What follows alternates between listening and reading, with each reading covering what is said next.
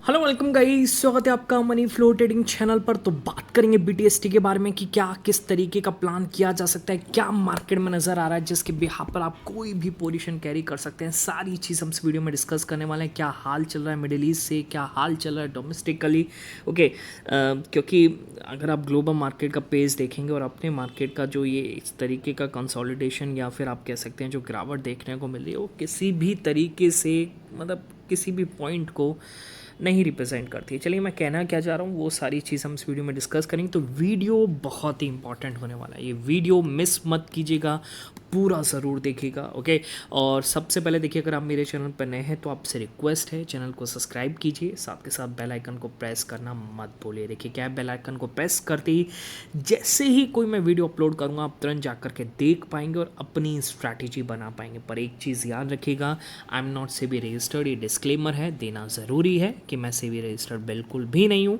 Okay, तो आपके पास अगर कोई फाइनेंशियल एडवाइज़र हो तो आपके लिए काफ़ी बेटर है, क्योंकि वो मिनिमम रिस्क के साथ मैक्सिमम प्रॉफिट करा सकता है। ठीक है, चलिए आगे बात करते हैं और समझने की कोशिश करेंगे कि कल हम क्या लेकर के गए। सबसे पहले तो ठीक है, देखिए कल जिस तरीके से मार्केट का डिक्लाइन देखने को मिला था, ओके, और डे एंड पर, हालांकि पिछले वीक हम कुछ भी नहीं लेकर के गए थे, पर कल मार्केट में एक डिक्लाइन देखने को मिला। डेटा वीक था अक्रॉस द बॉर्डर। ओके, कहने का मतलब है ब्रॉडर मार्केट में आपको पूरी तरीके से नेगेटिविटी दिखाई दे रही थी। ओके, और एक चीज़ आप ये भी कह सकते हैं, परसों जो फ्राइडे को हम गिरे थे एमएससीआई रीबैलेंसिंग की वजह से, वो तो एक चलो रीबैलेंसिंग थी, पर कल असल में पूरे ब्रॉडर मार्केट में एक प्रॉफिट बुकिंग दिखती भी नजर आई। ओके, और उसके बिहाफ पर जैसा डेटा बना, ओके, जैसे डेटा पॉइंट्स आ रहे थे, जिस तरीके के मिडिल ईस्ट से क्यूज़ मिल रहे थे, उसके अकॉर्डिंग हमने यहाँ पर गैप डाउन का प्लान किया। ठीक है, और आज मार्केट की जो ओपनिंग होती है वो 160 पॉइंट नेगेटिव के आसपास होती है। आप जो भी ऑप्शन लेकर के गए होंगे,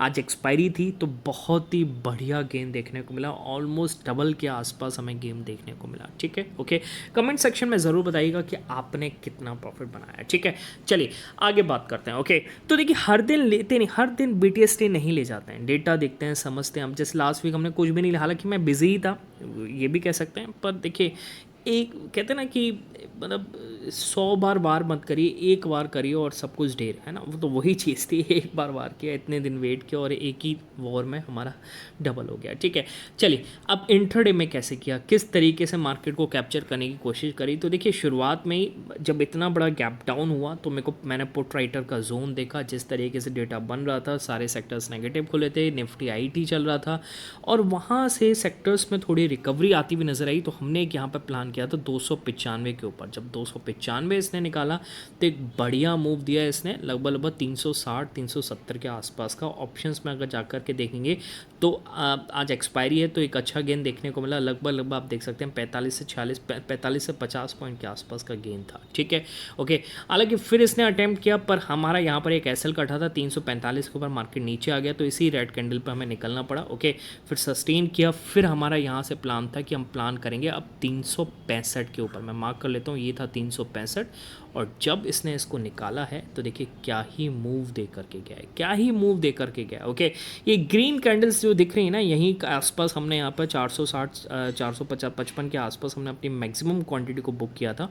ओके, और फाइनल क्वांटिटी हमने 23,500 के आसपास इस कैंडल में ही हमने अपनी मैक्सिमम क्वांटिटी निकाला। हालांकि उसके बाद भी 560 तक का इसने अपटिक दिया है। ठीक है, पता नहीं था वरना हम कर लेते ऊपर तक। ठीक है, बात समझ में आ गई। ओके, कहने का मतलब देखिए कुछ भी नहीं पता होता है ना, तो उस हिसाब से हम लेवल बेस्ड प्लान करते हैं और जहाँ पर हमें लगता है सूटेबल चुपचाप निकल जाते हैं। हालांकि उसके बाद मार्केट ऊपर भले जाए, फोमो में नहीं घुसने का। ठीक है, बात समझ में आएगी। हालांकि अब मार्केट थोड़ा सा डिक्लाइन कर रहा है, पर अपना कोई भी प्लान फिलहाल को नहीं है। ठीक है, बात समझ में आ गई। ओके, डेटा के अकॉर्डिंग हम ट्रैक करते हैं। ओके, सेक्टर्स देखते हैं कैसे बिहेव कर रहे हैं, किस तरीके का डेटा बन रहा है। ओके, कहाँ कौन से मोमेंटम लेवल्स निकल सकते हैं, ये सारी चीज़ हम सीखते हैं अपने टेलीग्राम चैनल पर। ठीक है, अगर आपको भी चीज़ चाहिए, समझना है कि क्या कैसे देखा जाता है, कैसे सीखा जाता है, ओके, कैसे इस पर काम कर सकते हैं, तो उसके लिए आप क्या करेंगे, टेलीग्राम ज्वाइन करेंगे। और ज्वाइन करने का तरीका है कि आपको जाना है डिस्क्रिप्शन में और डिस्क्रिप्शन से जा करके ज्वाइन करना है। सर्च मत कीजिएगा क्योंकि बहुत सारे फेक चैनल्स अवेलेबल हैं। क्लियर है। बाकी इंडिकेटर क्या कर रहा है भाई, इंडिकेटर तो अपना काम लगातार कर रहा है, 3 से 4 स्ट्रैटेजी इसमें बनी हुई है। ओके, तो कोई दिक्कत नहीं है। मतलब मैं समझता हूँ कि अगर ये इंडिकेटर आपको प्रॉफिट नहीं करा सकता, तो कोई भी इंडिकेटर आपको प्रॉफिट नहीं करा पाएगा। इतना शानदार इंडिकेटर है इंडियन मार्केट के लिए, सिर्फ निफ्टी के लिए बनाया है, ठीक है। तो एक चीज़ पर कंसंट्रेट किया, एक ही चीज़ पर कंसंट्रेट करो। काफ़ी लोग तो पता है, आपको पता भी नहीं होगा, बहुत से ट्रेडर्स ऐसे हैं जो 1 से 2 स्टॉक्स पर पूरी ज़िंदगी टाल देते हैं, मतलब गुजार देते हैं, ओके, उसी पर ही ज़िंदगी भर ट्रेड करते हैं। तो ऐसी एक ही स्पॉट पे फंसे रहो, कोई दिक्कत नहीं है, उसमें पैसा बन रहा है बस उसमें ही बनने दो। चार चीज़ें ट्राई करने का कोई मतलब नहीं है, ठीक है। चलिए, आपको भी चाहिए इंडिकेटर, तो क्या करेंगे, टेलीग्राम जाएंगे, टेलीग्राम ज्वाइन करेंगे, और ज्वाइन करने का तरीका डिस्क्रिप्शन से ज्वाइन करिए, कांटेक्ट करिए, आपको डेफिनेटली प्रोवाइड किया जाएगा, ठीक है। ओके, ये नहीं तो फिर कुछ नहीं, ये इंडिकेटर रामबाड़ है एक तरीके से। चलिए आगे बात करते हैं, ओके। तो सबसे पहले तो यहाँ पर डिस्कस कर लेते हैं, देखिए क्या चल रहा है, क्या किस तरीके का इन्फॉर्मेशन कल रात को देखने को मिली, ओके, और जिसकी वजह से हम मार्केट में, आप देखिए कि ये ऐसी हालत बनी अपनी। देखिए उस पर सबसे पहले आ जाते हैं। देखिए कल शाम को ट्रम्प साहब के 2 स्टेटमेंट आए, और दोनों स्टेटमेंट एक दूसरे के कॉन्ट्राडिक्ट हैं, ठीक है, ओके। अब उन्होंने ये बोला कि हम एज इन हरी नहीं है, हम कोई ऐसी कोई हरी में नहीं है, जल्दबाजी में नहीं है कि हम ईरान के साथ डील करें, ओके, ऐसी कोई जल्दबाजी में बिल्कुल नहीं है, ओके। इनके ये स्टेटमेंट आने के बाद क्या होता है कि इज़राइल जो है लेबनान पर अटैक शुरू करता है, ओके, मतलब काफ़ी बड़ा स्ट्राइक होता है, ओके, और रिटेलिएट करता है ईरान भी, ओके। अब होता क्या है, देखिए समझने की कोशिश कीजिएगा। इसके आसपास जब ये हो रहा था तो आप देख रहे होंगे आपकी गिफ्ट निफ्टी लगभग 200 पॉइंट नीचे हो गया था, ओके, काफ़ी बड़ा अटैक चल रहा था, ठीक है। अच्छा, अब इसके बाद जब ट्रम्प साहब का फिर दूसरा यहाँ से रिपोर्ट मतलब फिर यहाँ पर ईरान का आता है कि हम यूएस के साथ अपनी सारी टॉक्स को सस्पेंड करते हैं, कोई नेगोशिएशंस नहीं चल रहे हैं, और हम स्ट्रेट ऑफ हॉर्मुज़ को पूरी तरीके से क्लोज कर रहे हैं, ये स्टेटमेंट आता है, ठीक है। फिर उसके बाद ट्रम्प साहब का दूसरा स्टेटमेंट आता है कि मैंने नेतन्याहू से बात करी है, वो अपनी ट्रूप्स को बेरूट में नहीं भेजेंगे, ओके। अब देखिए फिर उसके बाद क्या होता है, ये समझने की कोशिश कीजिएगा। उसके बाद यहाँ पर ट्रम्प साहब कहते हैं कि हमारी नेगोशिएशंस ईरान के साथ चल रही हैं। मतलब आप अब एक चीज़ समझने की कोशिश कीजिएगा, आप जाकर के उनके थ्रू सोशल पे देखिएगा, मतलब 2 स्टेटमेंट कॉन्ट्राडिक्ट स्टेटमेंट एक ही दिन में, और 2 से 3 घंटे भी नहीं हुए। मतलब आप ये चीज़ समझ के चलिए कि किस तरीके की स्प्लिट पर्सनैलिटी है ये बंदा, ठीक है, समझ में नहीं आता ये। मतलब ये पूरे ग्लोबल में हाहाकार मचाया हुआ है, और ऐसा आदमी एक बड़ी इकोनॉमी का प्रेसिडेंट भी है, ठीक है। चलिए आगे बात करते हैं, ठीक है।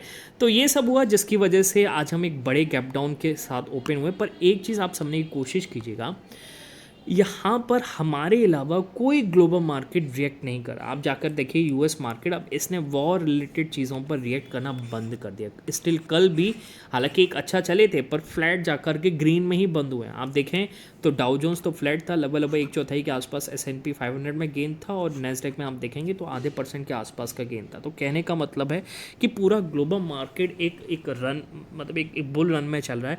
पर अपने मार्केट में ऐसा क्या हुआ है कि भैया, मतलब भी समझने की कोशिश कीजिए, मेरे को तो नहीं समझ में आता, आप खुद बताइएगा क्या ऐसी दिक्कत है कि जो अपना मार्केट नहीं चल रहा। हाँ बिल्कुल, FIS तो दिक्कत है, FIS बेच रहे हैं, लगातार बेच रहे हैं, ठीक है, पर गवर्नमेंट उनको रोकने के लिए प्लान क्यों नहीं कर रही। आप एक चीज़ देखिएगा, अगर मैं आपको डेली टाइम फ्रेम पर निफ्टी का चार्ट दिखाऊँ तो आप समझने की कोशिश कीजिएगा कि आज हम खड़े कहाँ हैं। देखिए हम मई के लो के नीचे खुले, हालांकि अब लो से रिकवरी आई है, और सेकेंड हाफ में रिकवरी आज एक एक्सपेक्टेड थी। जब सारे क्यूज़ नेगेटिव होते हैं तो एक मतलब पॉजिटिव मूव आने का एक्सपेक्टेशन होता है, क्योंकि आप जाकर के देखिएगा कि कल PCR जो था वो 0.69 के आसपास था, ओके। तो एक रिकवरी ट्रेड प्ले हुई है, ओके, पर हो सकता है कल के बाद हम इसको भी तोड़ दें और फिर हम मार्च लो की तरफ बढ़ें। कुछ भी पॉसिबल है, अभी कुछ भी नहीं कहा जा सकता कि हाँ ये एक तरीके से वन ऑफ था, अब यहाँ से मार्केट ऊपर ही जाएगा, ऐसा कुछ भी नहीं है। डबल बॉटम की तैयारी हो, ओके, और फिर उसके बाद मतलब आप कह सकते हैं कहते हैं कप एंड हैंडल, ओके, तो वो चीज़ बनने जा रहा हो, फिर उसके बाद नीचे गिरावट देखने को मिले, तो सारी चीज़ पॉसिबल है मार्केट में, ठीक है, ओके। हालांकि आज हम मई लो के नीचे खुले थे, ठीक है, और सारा ग्लोबल मार्केट रन में, और अपने मार्केट चलने को तैयार नहीं है, ठीक, ओके।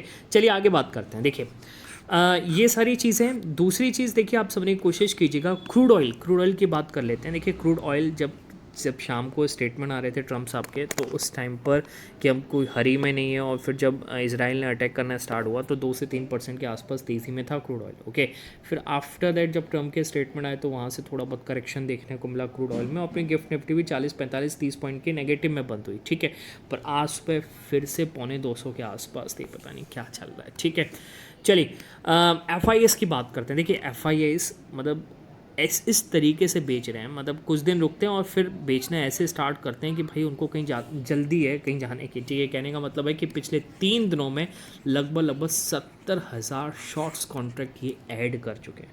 समझ लो, 70,000 शॉर्ट कॉन्ट्रैक्ट्स, मतलब आप खुद समझ के चलिए कि भैया क्या कर रहे हैं ये, मतलब हमारी गवर्नमेंट कुछ क्यों नहीं कर रही है इनको रोकने के लिए। ठीक है, अब क्या करना है, अगर आप कल का US फ्यूचर्स देखेंगे, फटाफट से मैं सबसे पहले तो US फ्यूचर्स निकालने की कोशिश करता हूँ कि US फ्यूचर्स किस तरीके से बिहेव करें, उसको समझने की कोशिश कीजिएगा।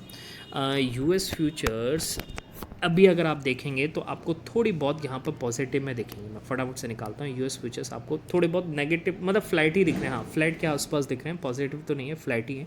ओके, हालांकि US फ्यूचर्स पे मत बिहेव करेगा, अपना मार्केट US मार्केट के हिसाब से मतलब रिएक्ट नहीं कर रहा है। अब आपको करना क्या है, देखिए रिकवरी आई है, डेली टाइम फ्रेम पर आ जाते हैं। रिकवरी, अच्छा डेली टाइम फ्रेम तो है, हम 50 मिनट टाइम फ्रेम पर आते हैं। एक रिकवरी तो हमें देखने को मिली है, पर मेरे हिसाब से निफ्टी क्लोजिंग आज डी हाई के आसपास होनी चाहिए, यानी कहने का मतलब 23,560 के आसपास होनी चाहिए। अगर ऐसा होता है तो उसी केस में आप अपसाइड यानी गैप अप का प्लान कीजिएगा, गैप डाउन मत ले जाइएगा, गैप अप का प्लान कीजिएगा। ओके, हो सकता है आज शाम को फिर पॉजिटिव, कल नेगेटिव आए तो आज पॉजिटिव न्यूज़ आ जाए। ठीक है, तो गैप अप का प्लान करेंगे। गैप डाउन कब करेंगे, गैप डाउन हम तब करेंगे जब हम कल की क्लोजिंग के नीचे बंद होंगे। कल की क्लोजिंग कहाँ पर थी, कल की क्लोजिंग थी लगभग 23,400 के आसपास। ठीक है, तो अगर हम यहाँ से 23,400 के नीचे क्लोज होते हैं तो हम यहाँ से गैप डाउन का प्लान करेंगे। बात समझ में आ रही है, गैप डाउन का। अगर इस बीच में बंद होते हैं तो भाई नो प्लान, कोई प्लान आपको नहीं करना है। ठीक है, बात समझ में आएगी, कुछ भी मत लेकर के जाइए, फिर एक अनसर्टेनिटी देखती हुई नजर आएगी। ठीक है, बाकी डे एंड पर डेटा क्या बनेगा भाई मैं अपने टेलीग्राम पर इन्फॉर्म कर दूंगा। सारे डेटा पॉइंट्स मैंने आपको समझा दिए हैं। ओके, आप टेलीग्राम ज्वाइन करिए, वहाँ पर आपको सारी इन्फॉर्मेशन डे एंड पर मिल जाएगी, क्या किस तरीके का फाइनल डेटा बन रहा है। ठीक है, चलिए मिलेंगे नेक्स्ट वीडियो में, तब तक के लिए बाय बाय, टेक केयर।